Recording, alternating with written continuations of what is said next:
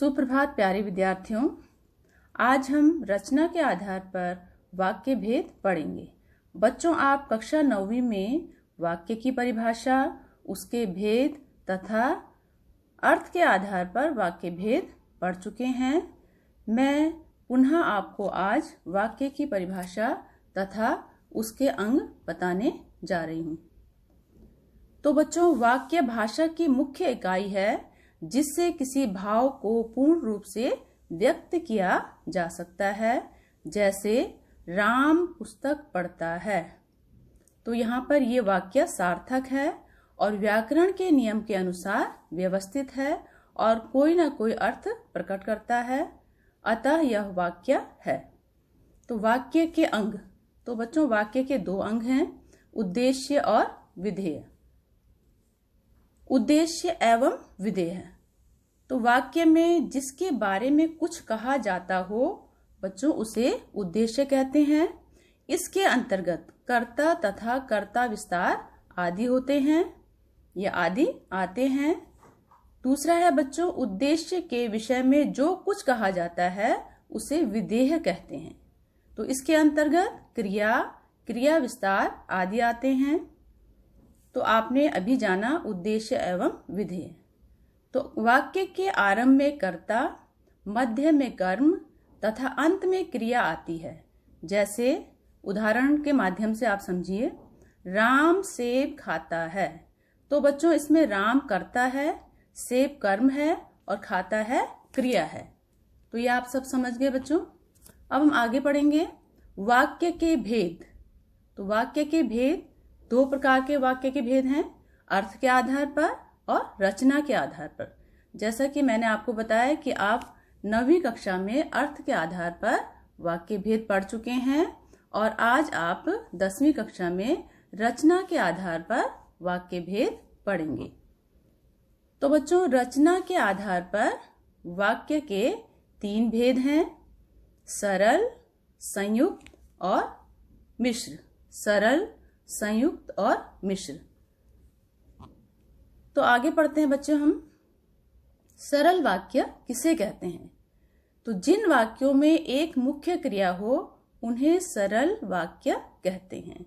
जैसे पानी बरस रहा है, ऐसे नीचे इसमें उदाहरण मैं आपके सामने पढ़ूंगी। वह साधु है, बच्चा हंसा, वह विद्यालय जाता है, राम जा रहा होगा, वह दूध पिए जा रहा है, वह पढ़ता चला जा रहा है। जैसे कि बच्चों मैंने आपको सरल वाक्य की परिभाषा बताई कि जिन वाक्यों में एक मुख्य क्रिया हो उसे सरल वाक्य कहते हैं। अब आप कहेंगे दूसरे वाक्य में जाता है 2 क्रियाएं हैं, तीसरे वाक्य में 3 क्रियाएं हैं, चौथे में 4 हैं और 5वें वाक्य में 5 क्रियाएं हैं। तो बच्चों यहाँ पे क्रियाएं तो 5 हैं लेकिन मुख्य क्रिया सिर्फ एक ही है। जैसे जाता मुख्य क्रिया है और है सहायक क्रिया। राम जा रहा होगा, तो जाना यहाँ पे मुख्य क्रिया है, रहा होगा ये सहायक क्रियाएं हैं। वह दूध पिए जा रहा है, तो यहाँ पे पीना, पीना मुख्य क्रिया है, जा रहा सहायक क्रिया है। तो अंतिम वाक्य में कितनी क्रियाएं हैं? 5 क्रियाएं हैं। तो इसमें पढ़ता यानी कि पढ़ना जो है मुख्य क्रिया है, चला जा रहा ये जो है सहायक क्रियाएं हैं। तो आगे पढ़ते हैं बच्चों हम। अभी हमने पढ़ा सरल वाक्य, अब हम पढ़ेंगे संयुक्त वाक्य। तो बच्चों जहां 2 या 2 से अधिक उपवाक्य किसी समुच्चय बोधक अव्यय शब्द से जुड़े होते हैं वे संयुक्त वाक्य कहलाते हैं। जैसे जल्दी चलिए अन्यथा बहुत देर हो जाएगी। तो समुच्चय बोधक अव्यय किसे कहते हैं? समुच्चय बोधक अव्यय उन योजक शब्दों को कहते हैं जो 2 वाक्यों को जोड़ने का काम करते हैं। इंग्लिश में इसे कंजक्शन कहा जाता है। ठीक है बच्चों।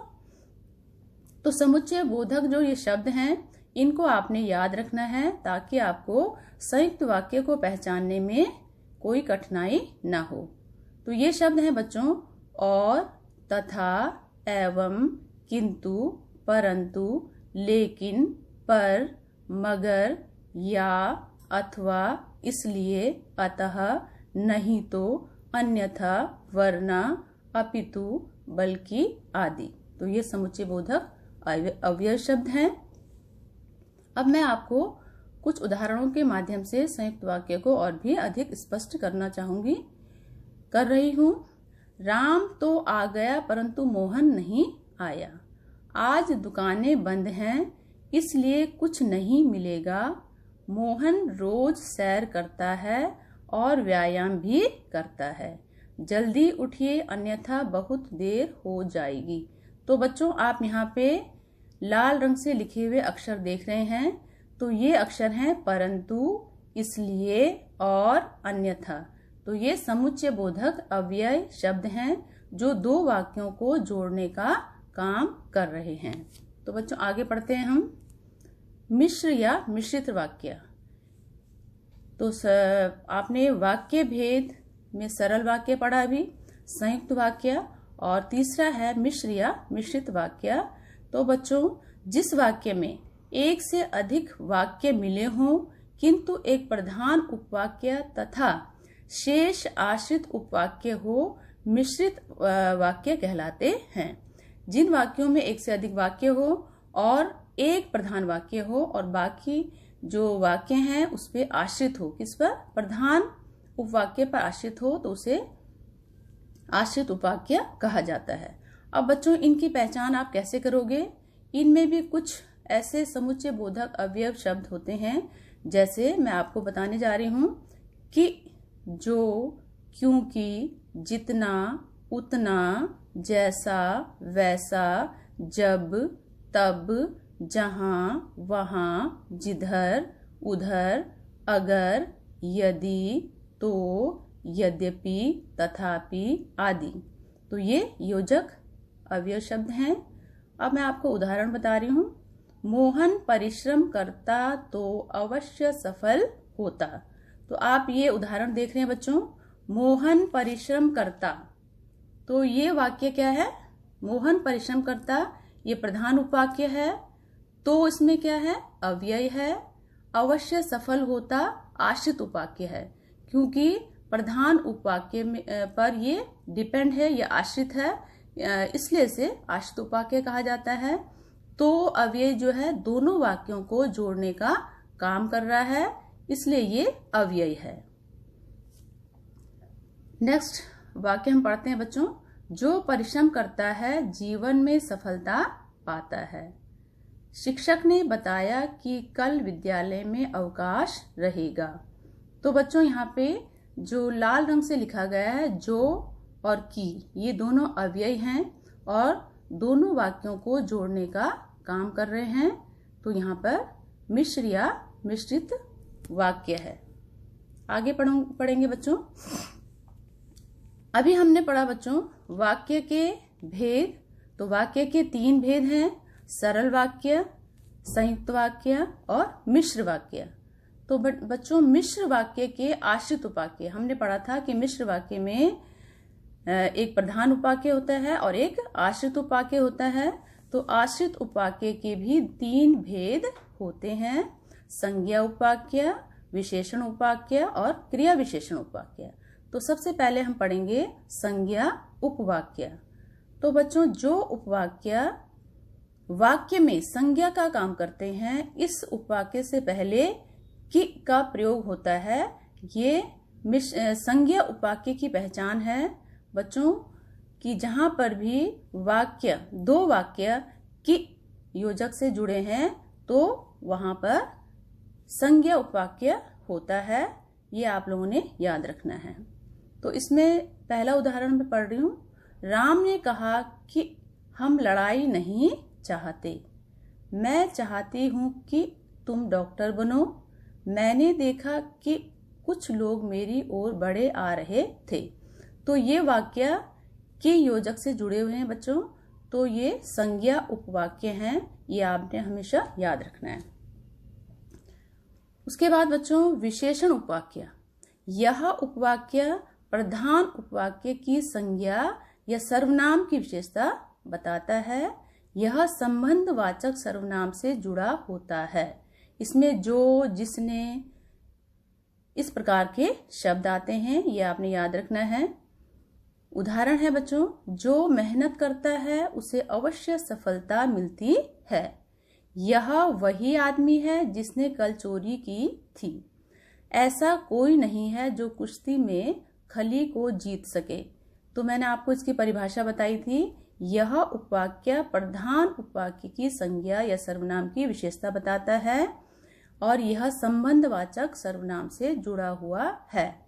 तो आप जैसे जो मेहनत करता है, जो, जिसने, जो शब्द जो है संबंधवाचक सर्वनाम है और यह उपवाक्य प्रधान उपवाक्य की विशेषता बता रहा है। जो मेहनत करता है उसे अवश्य सफलता मिलती है, उसे अवश्य सफलता मिलती है, जो इसकी विशेषता बता रहा है।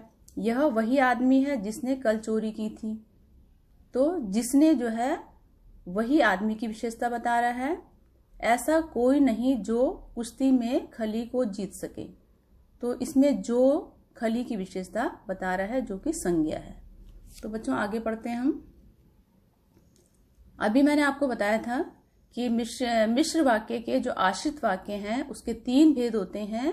पहला संज्ञा उपवाक्य, दूसरा विशेषण उपवाक्य और तीसरा क्रिया विशेषण उपवाक्य।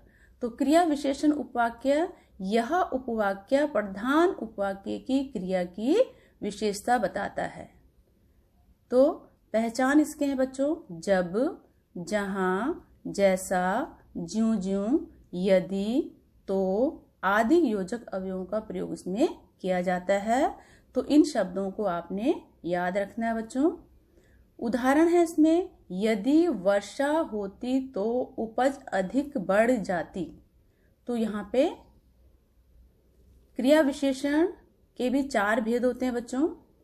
तो यहाँ पे कितनी, अगर हम प्रश्न करते हैं कितनी बढ़ जाती, तो यहाँ पे उत्तर मिलेगा अधिक बढ़ जाती। तो ये है परिमाणवाचक क्रिया विशेषण। जब बारिश हो रही थी मैं घर पर था। तो इस वाक्य से किसका बोध हो रहा है? समय का बोध हो रहा है बच्चों। जब बारिश हो रही थी तो इसमें समय का बोध है, इसलिए ये है कालवाचक क्रिया विशेषण। जहां समीर पढ़ता था वहीं मैं पढ़ता था। जहां, तो ये स्थान का बोध हो रहा है बच्चों। तो यहाँ पे हो जाएगा स्थानवाचक क्रिया विशेषण। कछुआ धीरे धीरे चलता है।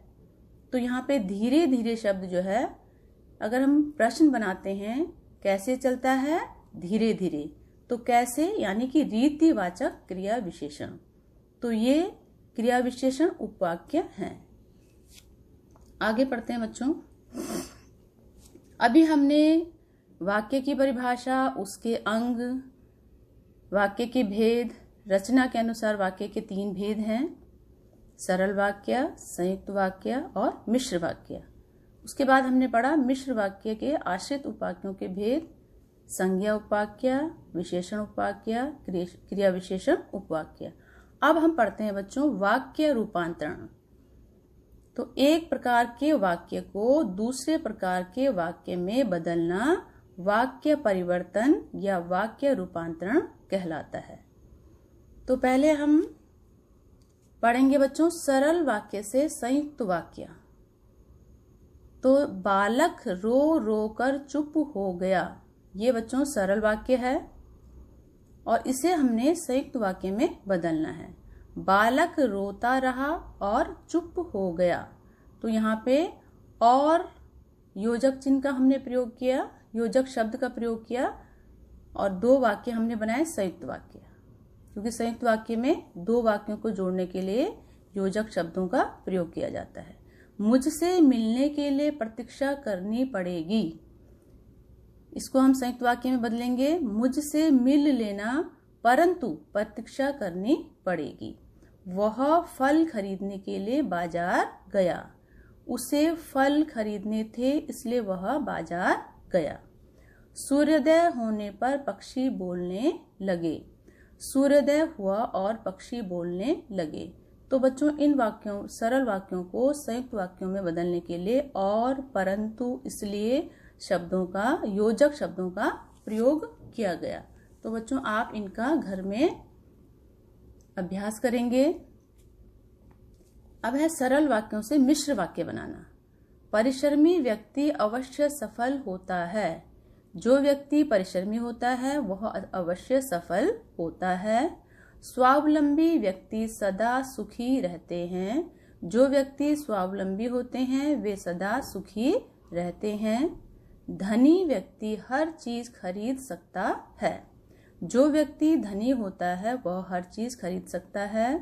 तुम गाड़ी रुकने के स्थान पर चले जाओ। तुम वहां चले जाओ जहां गाड़ी रुकती है। तो यहाँ पर सरल वाक्यों को मिश्र वाक्य में बदलने के लिए जो शब्द का प्रयोग हुआ है और जो शब्द से जिसने इन शब्दों से संयुक्त वाक्य बना सकते हैं, लेकिन यहाँ पे हमने जो शब्दों से सरल वाक्य से मिश्र वाक्य बनाए हैं। आगे है बच्चों संयुक्त वाक्य से सरल वाक्य। तुम बाहर गए और वह सो गया।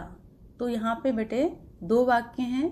संयुक्त वाक्य में दो वाक्य उपवाक्य होते हैं और हमने इसे एक ही वाक्य में सरल वाक्य में बदलना है। तो तुम बाहर गए और वह सो गया। तुम्हारे बाहर जाते ही वह सो गया। उसने झूठ बोला इसलिए दंड पाया। झूठ बोलने पर उसने दंड पाया। माँ ने मारा तो बालक रूठ गया। माँ के मारने पर बालक रूठ गया। शशि गा रही है और नाच रही है। शशि गा और नाच रही है। मजदूर परिश्रम करता है लेकिन उसका लाभ उसे नहीं मिलता। मजदूर को अपनी मेहनत का लाभ नहीं मिलता। वह बाजार गया और केले लाया। वह बाजार जाकर केले लाया। तो बेटे आपको वाक्य रूपांतरण का अभ्यास करना होगा तो आपको आ जाएगा। इसमें आप देख रहे हैं और, तो, लेकिन इन शब्दों को हटाकर सरल वाक्य बनाया गया है। आगे हम पढ़ते हैं बच्चों संयुक्त वाक्य से मिश्र वाक्य। नीरजा ने कहानी सुनाई और नमिता रो पड़ी। तुम महान हो क्योंकि सच बोलते हो। आपने कठिन परिश्रम किया और उत्तीर्ण हो गए। तो पहले था नीरजा ने कहानी सुनाई और नमिता रो पड़ी। मिश्र वाक्य में बदलना है नीरजा ने ऐसी कहानी सुनाई कि नमिता रो पड़ी। जैसे कि आपने पहले पढ़ा था कि मिश्र वाक्य बनाते समय आप कि योजक का प्रयोग कर सकते हैं। तुम महान हो क्योंकि सच बोलते हो। तुम इसलिए महान हो क्योंकि सच बोलते हो। आपने कठिन परिश्रम किया और उत्तीर्ण हो गए। आप इसलिए उत्तीर्ण हो गए क्योंकि आपने कठिन परिश्रम किया। तो बच्चों आपको इसका घर पे अभ्यास करना होगा। मिश्र वाक्य से सरल वाक्य कैसे बनाते हैं। रोगी ने ज्यों ही दवाई पी उसे उल्टी हो गई। रोगी को दवाई पीते ही उल्टी हो गई। ये सरल वाक्य है। और मिश्र वाक्य में क्या था, ज्यों ही, रोगी ने ज्यों ही दवाई पी कॉमा या अर्धविराम उसे उल्टी हो गई। तो यहाँ पे दो वाक्य हैं, इसका हमने एक वाक्य बनाया, रोगी को दवाई पीते ही उल्टी हो गई। मुझे बताओ कि तुम्हारे भाई का परीक्षा परिणाम कैसा रहा। मुझे अपने भाई के परीक्षा परिणाम के विषय में बताओ। तीसरा है, क्योंकि वह अंधेरे में पढ़ता रहा इसलिए अपनी आंखें गंवा बैठा। अंधेरे में पढ़ते रहने के कारण वह अपनी आंखें गंवा बैठा। वह मुझसे कहता है कि आओ। वह मुझे आने के लिए कहता है। यह वही बच्चा है जिसे बैल ने मारा था। तो इसे हम सरल वाक्य में बदलेंगे, यही बैल से आहत बच्चा है। उसने कहा कि मैं परिश्रमी हूँ। उसने स्वयं को परिश्रमी कहा। तो मिश्र वाक्य की एक सबसे बड़ी पहचान है, इसमें दो वाक्यों को जोड़ने के लिए कि शब्द का प्रयोग किया जाता है। इसको आपने हमेशा याद रखना है बच्चों। अब हम पढ़ेंगे मिश्र वाक्य से संयुक्त वाक्य कैसे बनाया जाता है। सुषमा इसलिए स्कूल नहीं गई क्योंकि वह बीमार है। इसको संयुक्त में बदलेंगे, सुषमा बीमार है इसलिए स्कूल नहीं गई। यदि आप उससे मिलना चाहते हैं तो द्वार पर प्रतीक्षा करें। संयुक्त में बनाएंगे, आप उससे मिलना चाहते हैं इसलिए द्वार पर प्रतीक्षा करें। मेरे पिताजी वे हैं जो पलंग पर लेटे हैं। वे मेरे पिताजी हैं और पलंग पर लेटे हैं। जो विद्यार्थी परिश्रमी होता है वह अवश्य सफल होता है। विद्यार्थी परिश्रमी होता है तो अवश्य सफल होता है। तो आप जान रहे बच्चों कि सरल वाक्य से मिश्र वाक्य में बदलने में और मिश्र से संयुक्त में बदलने में किन किन शब्दों का प्रयोग किया जाता है। तो आशा करती हूँ कि आपको रचना के आधार पर वाक्य भेद सभी बच्चों को समझ में आ गया होगा। यदि कहीं पर कोई समस्या आती है तो आप मुझे पूछ सकते हैं बच्चों।